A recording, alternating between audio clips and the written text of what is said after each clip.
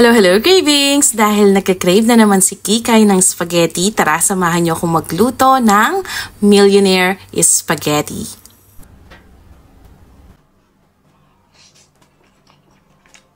Kahit wala tayong milyones, makakagawa pa rin tayo ng masarap na baked spaghetti. Nagpapakulo na nga pala ako ng tubig dyan para sa ating pasta. Nilagay na natin yung ating ground beef sa ating kawali. Aantayin lang natin itong mag-brown at mawala ang tubig. Maglagay tayo ng bawang, sibuyas at red and green bell peppers. Kung kinakailangan lagyan nyo ng cooking oil, lagyan natin ng cooking oil. Doon naman sa paglulutuan natin ng spaghetti, naglagay ako ng cooking oil at saka asin. Dahil nangangamoy na yung mga gulay, maglalagay na tayo dito ng tomato paste, beef cube, paminta, halu-haluin lamang natin ito at ilalagay na natin dito yung ating tomato sauce. Ang tomato sauce po natin ay sweet style tomato sauce. Naglagay din ako dito ng toyo para mas dark ang ating sauce. Lutuin natin to for 10 minutes sa mahinang apoy lamang at hanguin na natin yung ating mga nilulutong pasta. At after 10 minutes, i-check naman natin yung ating sauce. Siyempre, kailangan tikman natin. Dahil medyo nakukulangan pa ako ng lasa, magdadagdag ako dito ng asin at saka asukal. I-mix lang natin hanggang matunaw yung ating asukal at ililipat natin ito sa isang lagayan. Lutuin naman natin ngayon yung ating white sauce. Naglagay lang ako ng cooking oil, butter, harina, yan po ang ating pangpalapot. Mix well lang natin hanggang matunaw yung ating harina. Mahina lang po ang ating apoy dito.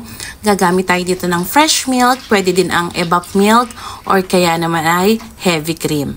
Maglalagay ako dito ng bawang, tapos paminta at asin.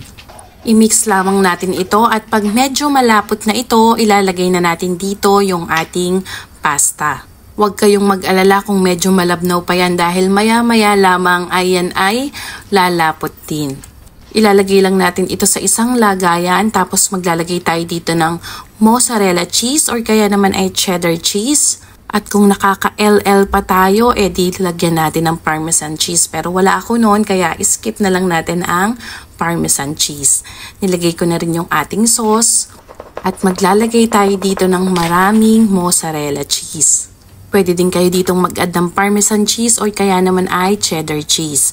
Maglalagay ako dito ng dried oregano or kaya naman ay dried parsley kung available. Para naman sa ating garlic bread, gumamit ako ng melted butter, nilagyan ko ng minced garlic at dried oregano. Kung meron po kayong parsley, dried parsley po ang ating gamitin. Lalagyan ko din ito ng mozzarella cheese para naman talagang bonggang-bonggang ating garlic bread at ipibake natin ito ng 10 to 15 minutes kasama yung ating spaghetti sa 204 degree Celsius lamang. Pag nakikita nyong tunaw na yung ating mozzarella at brown na ang kulay ay pwede na natin itong ilabas at ipahinga muna natin to for 10 minutes bago natin kainin. At fast forward, after 10 minutes, eto na, ready na tayo sa ating tikiman time. Talaga namang aking cravings ay satisfied na satisfied dito sa tinatawag na Millionaire Spaghetti.